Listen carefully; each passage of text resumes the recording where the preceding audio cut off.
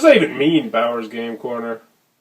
Ahoy there, YouTube! I'm back again today for another game review. Today I'm very excited to check out Roll Through the Ages, the Bronze Age from Eagle Gryphon Games. This is for 1 to 4 players, ages 8 and up, and it'll take about 30 to 45 minutes to play. And in Roll Through the Ages, the Bronze Age, you are going to be chucking dice, moving things up on your pegboard, trying to feed your cities, making sure your city can build different monuments and gain super awesome abilities, and doing all sorts of stuff like that. Sound intriguing? Let's open up and see how it works.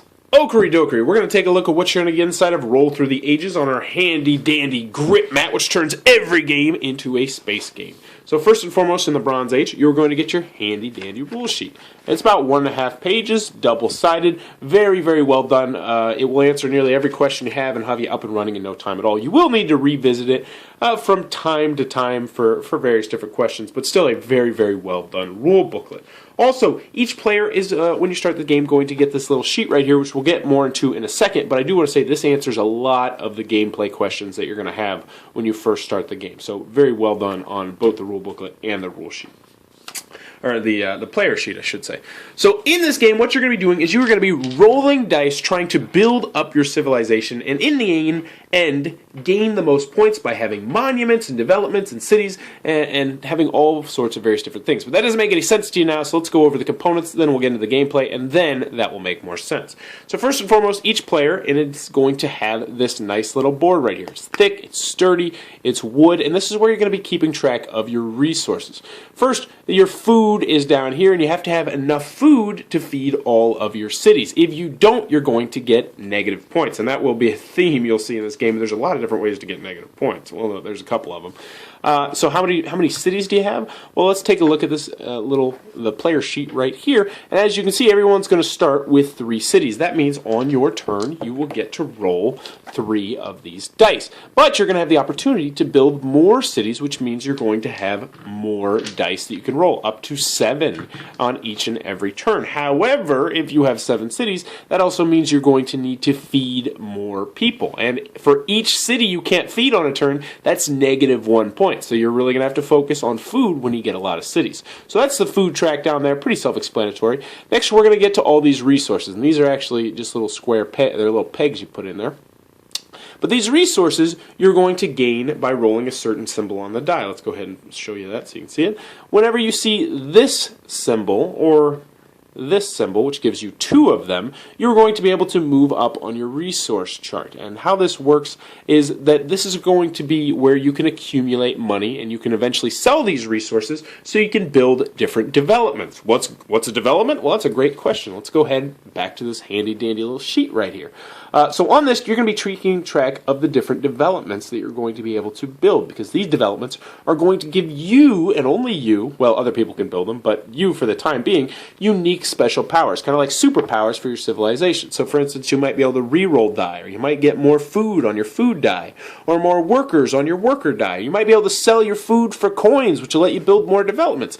There's tons of different things. There's pestilence, which normally is something that is bad that can happen to you, that cancels it out. There's normally, you can only have a certain number of resources that you can have on here, but if you get one of the special abilities on here, one of my favorites actually, which is the caravans, no need to discard goods. So there's lots of different special abilities, and you're only going to have at a maximum 5 every game. So there's going to be various different ways to tackle this game every time you play. But getting back to this little board, this is where you're going to keep track of exactly how many goods you have, and it shows the numbers on the bottom and how much you can sell things for. So obviously these, I think they're arrowheads. The more of those you can get, the more money you're going to be able to sell them for, but those are going to be very difficult to come by, and we'll show you exactly why in a second.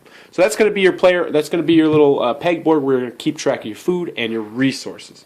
Let's go ahead and show you the dice, because they are very, very nice. They are, I believe they're burned on there, and each of the 7 dice that you're going to get are going to be the exact same, so I'll just show you one.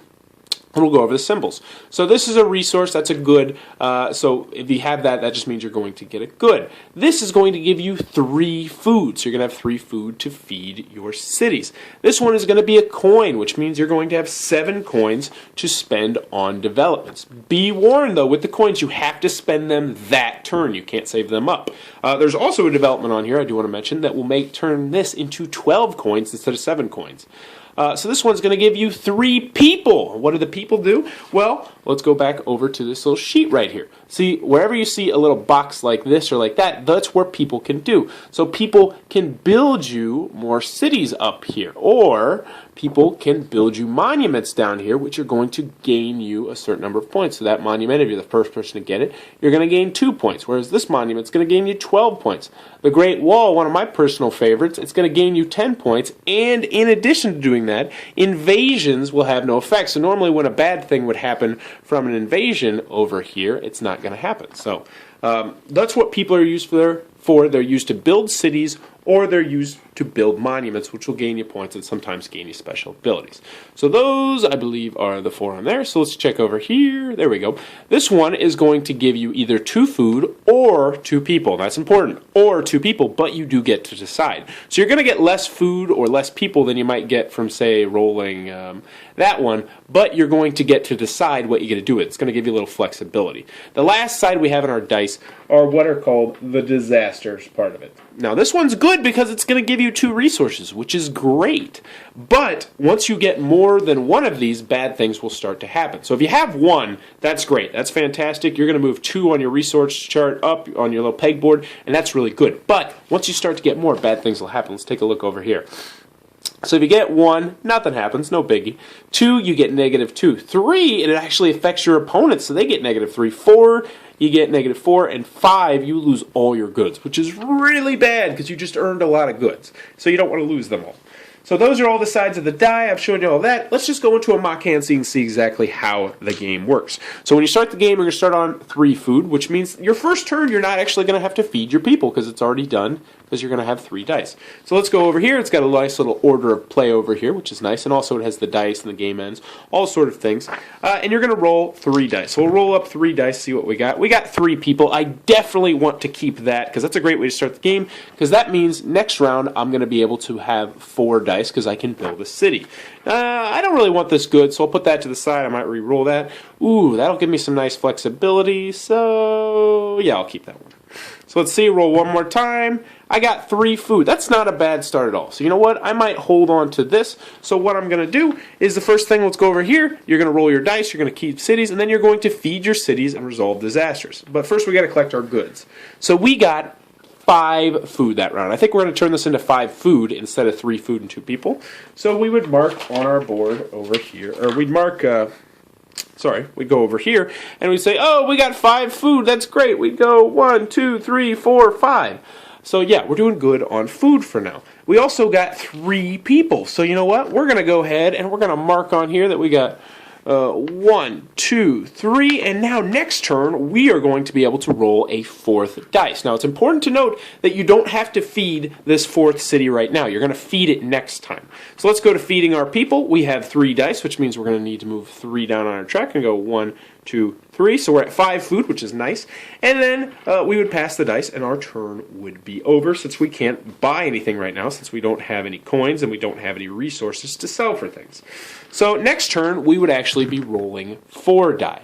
And that's pretty much it. You're going to continue going around, rolling dice, getting special abilities. I do want to mention, very important, you can't re-roll these dice. So when you roll them, you are stuck with them. So right now, if that were our end hand, that would be bad because we would actually gain -2 points. So we'd go back down here and we'd mark out 2 of these boxes. We'd go, oh no, we got -2 points. And that would be -2 points at the end of the game.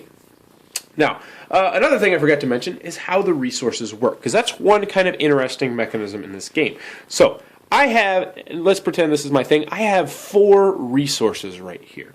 So I can't just say, oh, I'm going to go 1, 2, 3, 4, because that'd be great, because then I'd have 50 bucks to spend. No, it doesn't work like that. What you have to do is you have to start at the bottom and work your way up. So for instance, this turn, since I had 4, I would go 1, 2, 3, 4. Let's pretend I had, say, 6 instead. Let's pretend I rolled 3 of these bad boys. So I would go 1, 2, 3, 4, and then I'd go 5, and then this one would go again, and it'd go 6. So as you can see, the only way to move this one right here is to get at least 5 resources in one turn, which means you might be having to roll a couple of these little guys unless you have 7 dice. Another important thing to mention is that at the end of your turn, you can only have 6 goods at one time. So what does that mean? That means we have 1, 2, 3, 4, then 5, 6, because that's on the second peg, which means we would be fine this turn. However, let's say if this happened next turn, we would have to get rid of one of our goods. So we'd either need to sell our good and then purchase something on the development side, or we would need to just lose a good, which would kind of stink. But anywho, you're going to continue going until someone either builds 5 developments or until all of the monuments are built by everybody. So for instance, if some guy has 2 and somebody has 3 and another guy has 2, then that would be the final round. And then you would play until everyone has had the same number of turns. Then you tally up points on your score track over here, because developments are going to give you points. Right down there, you're going to see they're going to give you various different numbers of points. Monuments are going to give you points down here. There's bonuses, and there's only 2 bonuses. There's the Architect and the Empire, which will give you more points for building different monuments or different cities. You're going to add them up, take out the disasters, which are all the points down here, and whoever has the highest score in the total area will be the winner of Roll Through the Ages. And that, in a nutshell, is how the game is played. Alrighty then, Roll Through the Ages, the Bronze Age from Eagle Griffin Games. One of my final thoughts. Let's go over the pros, let's go over the cons. Alright. First on the con side, game's not going to be for everybody. 1 to 4 players, which means if you have a bigger gaming group, it might not be for you.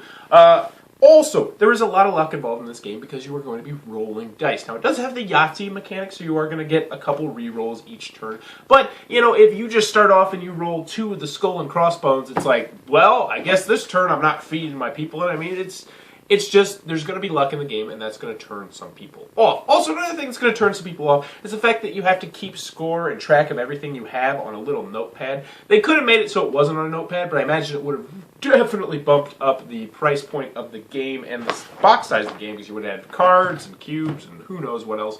I personally like it, but for some people it is understandably going to be a turn-off. The last con I have with this game is, even though the theme definitely fits, and it is a civilization game, and you're going to be building up your civilization and doing all these sorts of different things that are pertaining to civilization, you never really feel like, man, I'm building my civilization up, and my civilization's super awesome because we got an obelisk, and we got this and that. And you never get that feeling. You don't get totally immersed into the theme, even though the theme fits the game incredibly well. That's it. Those are all the cons I got for this game, because this is one of my favorite games of all time. And in my opinion, this is a must-own game for everyone, as long as you don't consistently game with more than 4 people. Why do I like this game so much? There's a couple different reasons. First and foremost, I love the different paths to victory you can take, and how even though you might be like steadfast that I'm going to go this way, you know, a dice roll where you just happen to get like, say, 18 food is going to completely change your plans. Or if you get 18 workers, it might completely change anything. Or if you get like 3 skull and crossbones, it might just change everything that you had planned. And I like that an awful lot. I like the fact that each and every time I go into this game, it's like, you know what, I'm going to try and do this and this and this in this game and see if that works. There's lots of different ways to do it. And I'm probably at least 30 to 50 games into it, and I still, each time, it's like I'm finding a new strategy to try out, or a new thing to do, or a new way to play it, and I like that an awful lot. Numerous different paths to victory is what I should say. Component-wise, components are absolutely top-notch. I mean, they give you tons and tons and tons and tons of these pads to play with. The wooden boards are very thick and sturdy, and these things are not breaking. I mean, this is very, very well made wood. I like the dice an awful lot. No complaints about the dice. Just component-wise, awfully nice. I will say they don't give you any pencils, but that's not a huge deal by any means. Gameplay-wise, love the gameplay. Love the Yahtzee mechanic. I like the what minimal artwork they have in there. I like how nice the little player sheet is, and it has like pretty much all the information you're going to need to know on your turn, like when you do this first and second and third. Just overall, Roll Through the Ages, there's a reason it's one of my favorite games of all time. There's a reason that this game will be on my shelf for the rest of eternity, because it is a fantastic game. I can't wait to play the sequel to the game, even though it's not designed by Matt Leacock, who is my favorite game designer of all time. But I'm still excited to play the sequel to it. But for now, Roll Through the Ages, Bronze Age, go buy it. It's fantastic. It is a must-own game in my humble opinion. If you enjoyed this content, please be sure to click on the subscribe button down below. Also, in the comments below, let me know, do you wear hats? I personally have much too large of a head, and I have too much hair, and my head's really bad, and I have to special order hats in order to get them. I'm not even joking. Needless to say, hats to me are somewhat of a sore subject. But do you wear hats? Let me know. What's your favorite hat down in the comments below. Also, thank you for your time, YouTube. That was the review for Roll Through the Ages, the Bronze Age. For more reviews and previews, check back at Bauer's Game Corner.